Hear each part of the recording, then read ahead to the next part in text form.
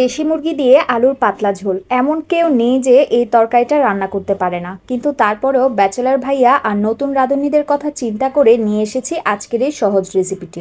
তাহলে চলুন কথা না বাড়িয়ে শিখে নেওয়া যাক আজকের এই মজাদার দেশি মুরগি দিয়ে আলুর পাতলা ঝোলের রেসিপি।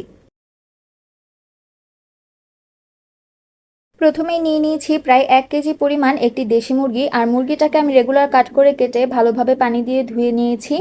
আমি এখানে মুরগির হাত পা চামড়া সব কিছুই নিয়ে নিয়েছি। চুলায় একটি প্যান বসিয়ে তার মধ্যে পরিমাণ মতো তেল দিয়ে দিয়ে দিব ছিলিয়ে নেওয়া 4 থেকে 5টি এরকম বড় বড় কিউব করে কেটে রাখা আলু। এরপর আলুগুলোর মধ্যে সামান্য লবণ এবং সামান্য হলুদ গুঁড়া দিয়ে আলুগুলোকে নেড়েচেড়ে ভালোভাবে মিশিয়ে নিব। আর মিডিয়াম হিটে আলুগুলোকে এভাবেই ঢাকনা দিয়ে ঢেকে ভালোভাবে ভেজে নিব। এভাবেই 4 থেকে 5 মিনিট আলুগুলোকে ভেজে নেওয়ার পরে এখন আমি আলুগুলোকে চুলা থেকে নামিয়ে নিব। এখন একই প্যানে 1/4 কাপ দিয়ে দিব সয়াবিন তেল, তারপর এর মধ্যে দিয়ে দিব 1 কাপ পরিমাণ পেঁয়াজ কুচি।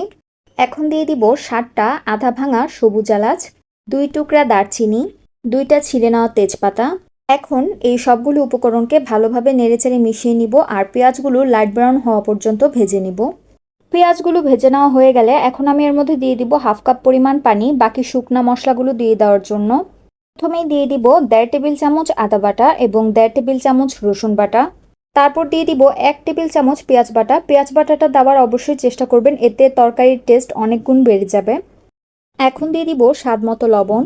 আরও দিয়ে দিব 1/2 চা চামচ হলুদ গুঁড়া, 1.5 চা চামচ ধনিয়া গুঁড়া, 1 চা চামচ জিরার গুঁড়া। তারপর দিয়ে দিব 3 চা চামচ মরিচের গুঁড়া। মরিচের গুঁড়াটা আপনারা আপনাদের প্রয়োজন অনুযায়ী বাড়িয়ে কমিয়ে নিতে পারেন। এখন এই সবগুলো মশলাকে খুব ভালোভাবে নেড়েচেড়ে মিশিয়ে নিব। মিশিয়ে নেওয়ার পরে মশলাটার মধ্যে আমি দিয়ে দিব সেই ধুয়ে রাখা মুরগির মাংসটা। এখন মাংসের সাথে এই মশলাটাকে খুব ভালোভাবে নেড়েচেড়ে মিশিয়ে নিব। মাংসটার সাথে মশলাটাকে ভালোভাবে মিশিয়ে নেওয়ার পরে এখন আমি একটি ঢাকনা দিয়ে ঢেকে মিডিয়াম হিটে অপেক্ষা করব মাংসটা থেকে পানি বেরিয়ে আসা পর্যন্ত। ভিউয়ার্স, এই যে দেখুন মাংসটা থেকে কিন্তু অনেকটাই পানি বেরিয়ে এসেছে। এখন এভাবে একটু পর পর বারবার নেড়ে চেড়ে মাংসটাকে আমি খুব ভালোভাবে কষিয়ে নিব যতক্ষণ না পর্যন্ত এই পানিটা শুকিয়ে যাচ্ছে আর তেলটা ভেসে উঠছে। ভিউয়ার্স, এই যে দেখুন মাংসটা কিন্তু খুব ভালোভাবে কষানো হয়ে গেছে, ঝোলটাও শুকিয়ে গেছে আর তেলটাও ভেসে উঠেছে। এই পর্যায়ে আমি মাংসটার মধ্যে দিয়ে দিব সেই ভেজে রাখা আলুগুলো, এবং আলুগুলোকেও আমি বারবার নেড়ে চেড়ে মাংসটার সাথে ভালোভাবে কষিয়ে নিব। দেশি মুরগি যত ভালোভাবে কষিয়ে নেবেন তরকারিটা কিন্তু তত বেশি মজা হবে।